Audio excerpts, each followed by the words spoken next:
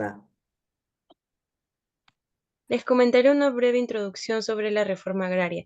Después del golpe de Estado a Fernando Belaúnde Terry, liderado por Juan Velasco Alvarado, se instaura el gobierno revolucionario de las Fuerzas Armadas y se implementa la reforma agraria en el país, ya que Belaúnde Terry no lo realizó pese a que lo ofreció en su campaña política. Con Velasco se inició la recuperación y nacionalización de los recursos naturales y estratégicos de la nación. En lo político, representó el control total del Estado y el debilitamiento de los grupos de élite, de las clases altas que hasta ese momento gobernaban el país, ¿no?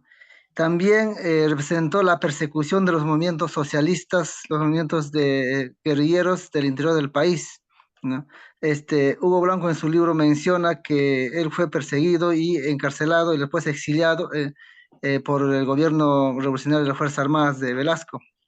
También representó la autonomía o la separación de los Estados Unidos, que hasta ese momento el Perú estaba alineado a Estados Unidos, pero Juan Velasco Alvarado, su gobierno se caracterizó por pertenecer a los países no alineados. Esto quiere decir que no pertenecía ni a Estados Unidos ni a la Unión Soviética. También,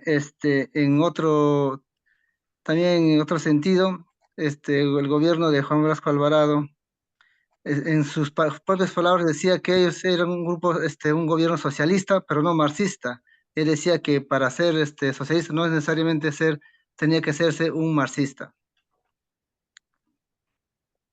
En lo social, según Fernando Buren en su libro La reforma agraria y desarrollo rural en el Perú, las condiciones para este proceso ya estaban listas desde los años 50 y fueron varias. Uno, las migraciones generaron miedo en las clases urbanas acomodadas respecto a ser rodeadas por cinturones de pobreza, y entonces el mal menor era que los campesinos se queden en el campo. Dos, se dieron levantamientos masivos previos que culminaron en toma de tierras y el ajusticiamiento de hacendados. Tres, la extrema concentración de la tierra hacía que el campesino fuera muy pobre y además el campesino era considerado propiedad del hacendado. Cuatro, así como la abolición de la esclavitud en Estados Unidos era necesaria para ampliar el mercado capitalista, igualmente la reforma agraria era necesaria para que el modelo funcione. Después de este proceso, los hacendados como grupo de poder desaparecieron y ya no fueron el problema. La consecuencia inmediata más importante fue que el campesino pasó a ser parte de la nación y del sistema capitalista y entonces pasó a exigir presencia del Estado. Además, este proceso se hizo sin violencia, a diferencia del Cuba México. No hubo disparos ni muertes. Por otro lado, en Bolivia, los militares y políticos aprovecharon para dañarse el 75% de tierras. A diferencia de esto, en el Perú no hay evidencias de corrupción de este estilo. Por último, se eliminó la extrema concentración de la tierra y esto hizo inviable que cualquier aventura terrorista futura tuviera éxito. Bien, siguiendo con lo expuesto de mi compañero, si bien es cierto se necesitaba un reconocimiento, eh, este reconocimiento estaba dado por el empoderamiento de esta clase, de este sector de población, los campesinos y los indígenas, para que se pueda reconocer sus derechos y ellos se puedan desarrollar en todo aspecto. Si nosotros nos referimos, por ejemplo, en lo social, en lo educativo y en lo cultural, está la oficialización del quechua como lengua nacional. Esto promovió, ¿no?, un grado de reconocimiento e inclusión social en la protección de la identidad cultural de este sector. Asimismo, se creó el Día del Campesino, dado el 24 de junio de cada año, que no solamente fue un mero reconocimiento, sino que también lo que se buscaba era el grado de sensibilización de toda la población del territorio nacional hacia estos campesinos, hacia esta población que durante muchos años vivieron marginados. Si nosotros tomamos en cuenta las diferencias y el querer alcanzar, ¿no?, la igualdad, esto se ve incluido en la parte educativa, como por ejemplo lo que se da en el año 1974 con la inclusión del uniforme único escolar. Asimismo, una de las cosas que me parece muy interesante es la implementación que da el gobierno a los canales de televisión y las radios de poder dedicar una hora a poder transmitir la música nacional, que si bien es cierto, como nosotros lo hemos visto en el desarrollo de la historia, esto en años de 70 en adelante no se veía.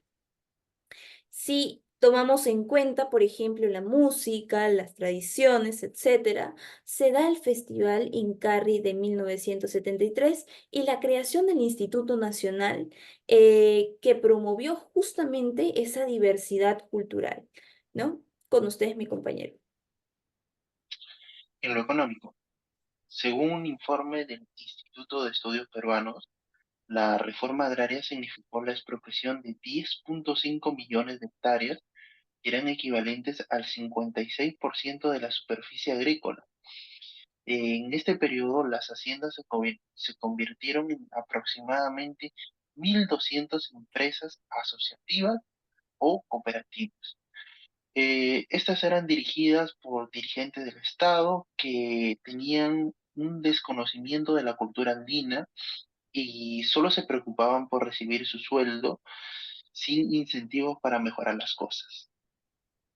Las cooperativas fueron sometidas a un proceso de desinversión, incrementando su planilla para combatir el desempleo y obligándoles a bajar sus precios para satisfacer la demanda interna. eh, Hubo un desconocimiento por parte de estas cooperativas de cómo manejar los canales de ventas y a su vez la escasa inversión en infraestructura y carreteras existentes exacerbó esta desconexión, lo que posteriormente llevó a su fracaso. Asimismo, es importante considerar que en la reforma agraria no se consideró ciertos aspectos fundamentales, como lo podrían ser el capital y la mano de obra tecnificada.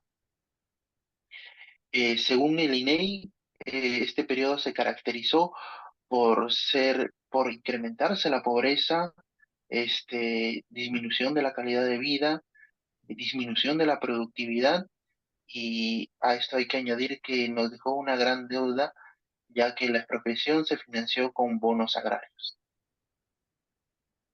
Bien, como conclusión general, tomando en cuenta lo expuesto por Zuluaga y Contreras, el objetivo de este gobierno revolucionario de las Fuerzas Armadas era poder convertir al Perú en un país nacional industrializado.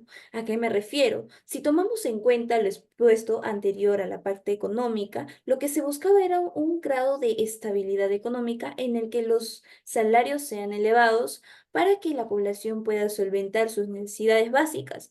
Y si tomamos en cuenta la parte social, se buscaba el mayor grado de igualdad entre las personas y dejar a un lado la indiferencia y la discriminación que pasaron este sector de la población durante mucho tiempo. Es por eso que se trata de reivindicar el papel del Estado en el desarrollo y la implementación justamente de esta reforma agraria para cumplir con estos objetivos. Si bien no es cierto, nosotros hemos apuntado a nuestro punto de vista de que en lo político y lo social sí fue favorable, pero si tomamos en cuenta lo económico, frente a lo desplegado hemos visto que no. Eso es todo, muchas gracias.